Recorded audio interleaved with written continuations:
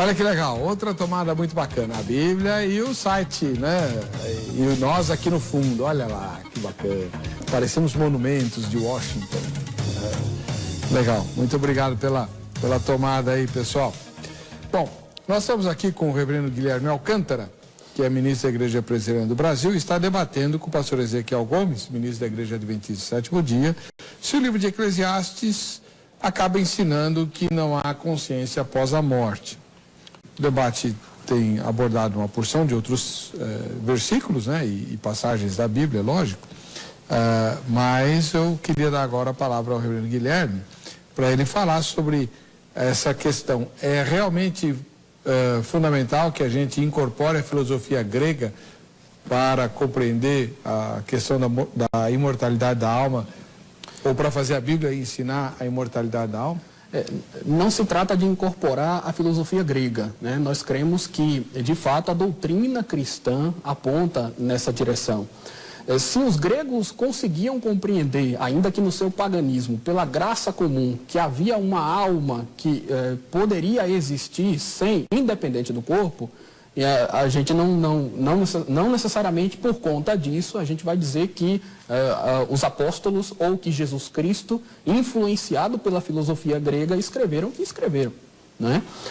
Agora, se nós formos discutir aqui o livro de Eclesiastes, aí eu pretendo agora falar um pouco a respeito, já que o pastor também na última fala mencionou uma série de passagens em Eclesiastes e como que o texto aborda o tema da morte. Tem um detalhe muito curioso, reverendo, que é o seguinte: a palavra vaidade e a expressão debaixo do sol, no livro de Eclesiastes. Por que eu menciono esses dois termos, né, essas duas expressões?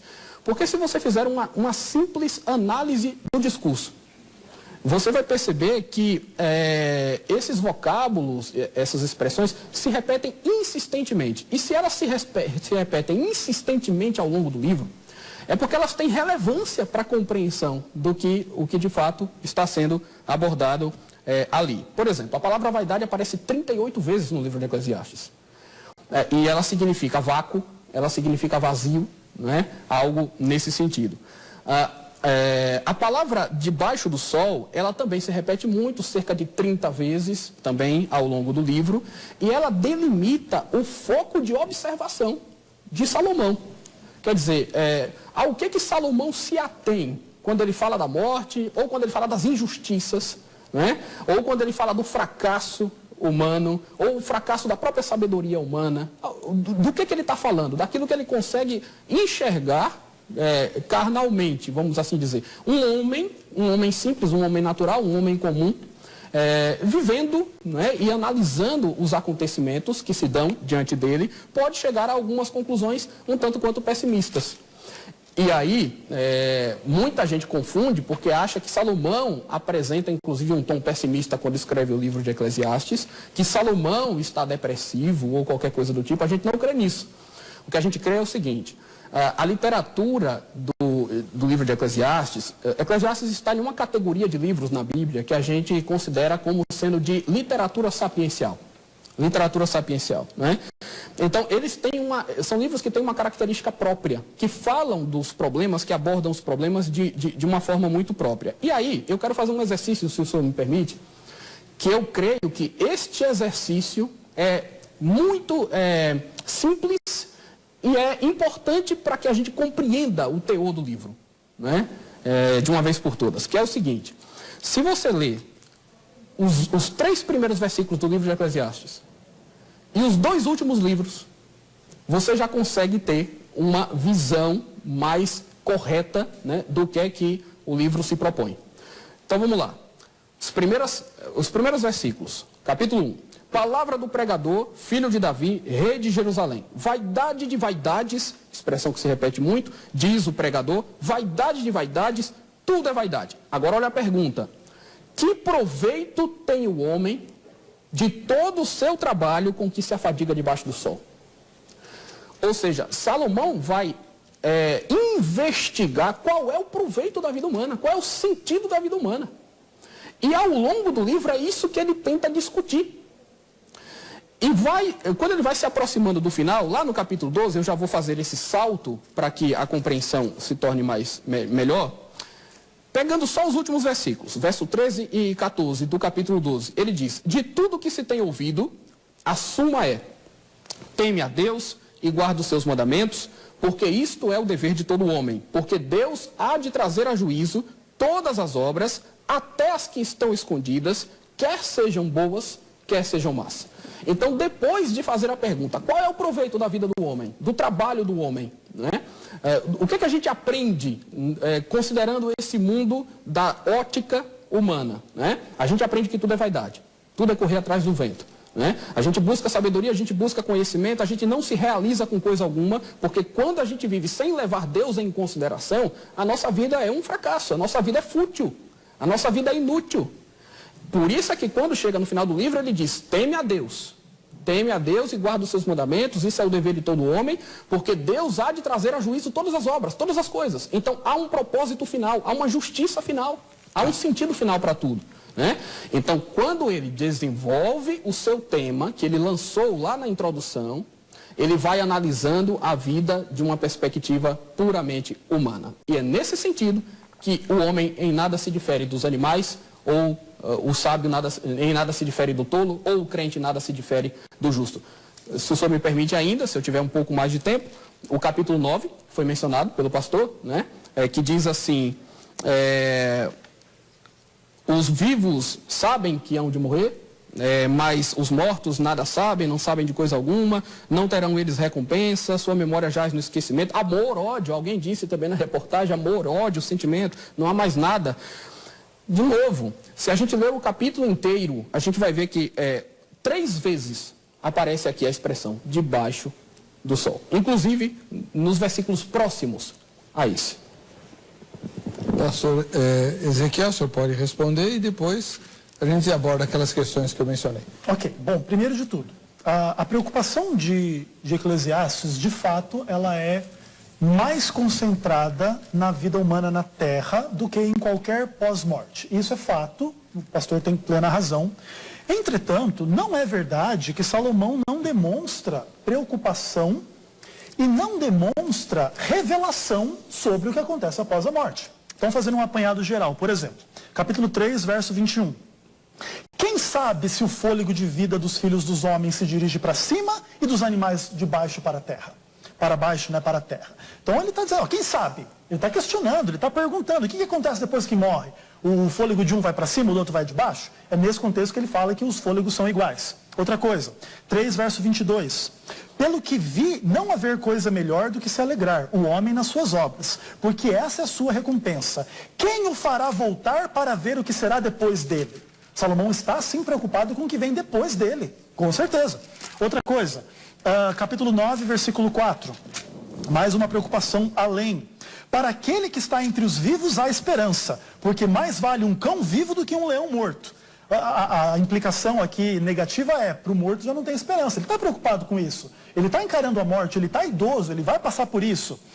Capítulo 9, verso 10. No além para onde tu vais, não há obra, não há conhecimento, não há nada disso. Então ele está preocupado com o além, não é só com o que está debaixo da terra, ou com debaixo do sol, no caso, né? Outra coisa, ele fala desse processo inverso lá de Gênesis 2, no capítulo 12, verso 7, de que o pó volta à terra e o fôlego, ou no caso o espírito, volta a Deus que o deu. Mas não, ou seja, há uma preocupação com o que acontece após a morte. E ele, claro, ele tem uma didática inversa daquela que Deus criou o mundo em Gênesis 2. Deus fez o corpo e soprou o fôlego. Agora morre o corpo, Deus retira o fôlego. É muito mais simples do que pressupor uma alma consciente que sai do corpo, que no fim acaba negando que ele diz que o morto nada sabe. E a perspectiva de que o morto nada sabe na terra, mas sabe alguma coisa no céu, acaba tornando o texto ambíguo, o texto não claro. Porque o texto diz, o morto nada sabe. Tá bom, não, mas ele não sabe na terra, porque no céu ele sabe. Eu creio que essa é uma inferência que pressupõe uma antropologia não bíblica, uma noção de espírito, uma noção de alma, uma noção grega, que foi importada e incorporada sim, ainda que não se tenha consciência dela, foi cristianizada. Claro, aqui existe uma questão muito interessante sobre o papel de Paulo nesse processo, porque Paulo, como judeu helenista, helenizado, que escreve em grego, etc. e tal, no seu contato, aliás, ele como o primeiro pregador que sai do mundo mais judaico para pregar para os gregos, utiliza-se de termos e conceitos que poderiam ser entendidos tanto por judeus quanto por gregos, e aí há uma ampla questão. A gente tem que lembrar que Paulo permanece um judeu, só que um judeu crente em Cristo. De maneira que ele está em plena harmonia com tudo aquilo que o Antigo Testamento diz. Aliás, fazendo a sua pergunta, né? Como é que Paulo vai lá e ele pergunta assim, olha, mas é muito melhor partir e estar com Cristo do que ficar aqui. Como é que isso não é uma imortalidade da alma? Veja bem. Atos capítulo 24, versículo 14, Lucas descreve Paulo dizendo o seguinte, porém confesso-te que, segundo o caminho a que chamam seita, assim sirvo a Deus de nossos pais, acreditando em todas as coisas que estejam de acordo com a lei e nos escritos dos profetas. Então, se o escrito do profeta Salomão diz, o morto nada sabe, Paulo concorda. Se os salmos dizem, os que descem à região do silêncio, Paulo concorda. Qualquer coisa que o Antigo Testamento diz, Paulo concorda. Obviamente, Paulo não concorda com todas as interpretações dos judeus da sua época a respeito do Antigo Testamento. E sim, Paulo supera o Antigo Testamento em muita coisa, mas sem o negar como revelação divina. E por fim, o texto de Apocalipse 6...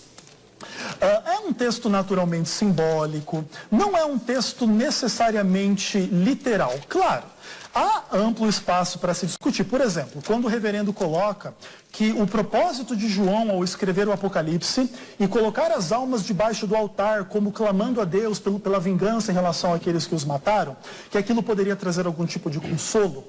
Esse consolo, primeiro de tudo, que ele seria falso. Porque imagine que você tem almas debaixo do altar preocupadas com vingança.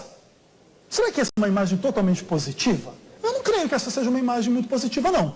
Então, a ideia aqui, se você não pressupor essa antropologia, você olha para o texto, especialmente como um texto apocalíptico simbólico, que não necessariamente significa isso. Claro, aqui há a verdadeira polêmica e a verdadeira questão do assunto em si, que é o quê? Os pressupostos, que é a cosmovisão. Então, o que é o espírito? O que é a alma? O que forma o ser humano? O que acontece quando morre? E essa questão, ela não é respondida unicamente pela exegese de textos bíblicos, mas por uma ampla questão de tradição, por uma ampla questão de hermenêutica, por uma ampla questão de que, para todo mundo, encarar a morte como fim da vida é uma coisa complicada. E todas as religiões buscam transcender a morte justamente porque esse é um dilema muito complicado. E de fato que seja assim. Agora, para terminar, a questão de Paulo, por exemplo, decidir ou preferir dizer que é melhor partir e estar com Cristo, aqui existe uma questão muito interessante. Quando você pressupõe na sua cosmovisão, obviamente alicerçado na palavra de Deus, que a morte é um sono, a morte não é um tipo qualquer de sono, não é um sono em que se sonha, certo? Então, se eu vou dormir à meia-noite, eu estou assim, com a saúde muito boa, não estou preocupado e não sonho com nada. Eu acordo 6 horas da manhã. Na minha percepção consciente, passou quanto tempo? Nada. Nada, 1 segundo. Então, veja, a partir do momento em que Paulo morre, obviamente na fé, guardei a fé, combati o bom combate, a coroa da justiça me está guardada. Vamos pensar que Jesus demore 400 milhões de anos para voltar. Paulo está dormindo do momento que morre a 400 milhões de anos depois, para ele é 1 segundo, ele estará com Cristo para todo sempre. Você elimina o problema dessa questão de que Paulo tinha uma ansiedade, de estar nesse estado intermediário, de sair do seu corpo, de estar lá no céu e depois retornar um corpo, que é uma antropologia que alguns pensam ser viável, mas que acaba muitas vezes trazendo muitas questões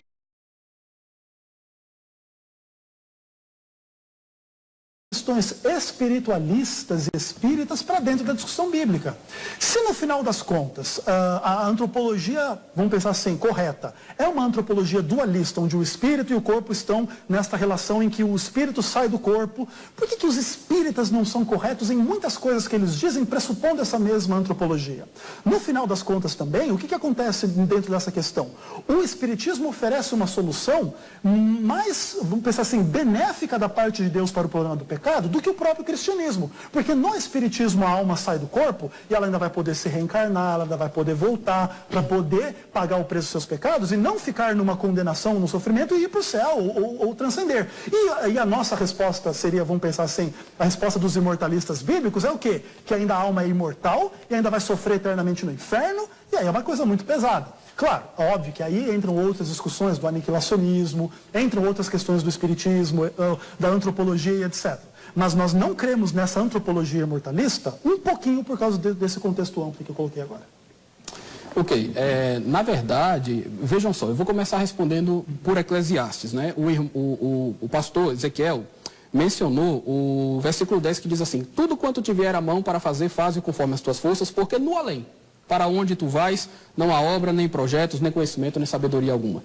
Faltou ler o verso 9, pastor, porque o verso 9 diz assim: goza a vida com a mulher que amas todos os dias da tua vida fugaz, as quais Deus te deu debaixo do sol. Porque essa é a tua porção nessa vida pelo trabalho com que te afadigastes debaixo do sol.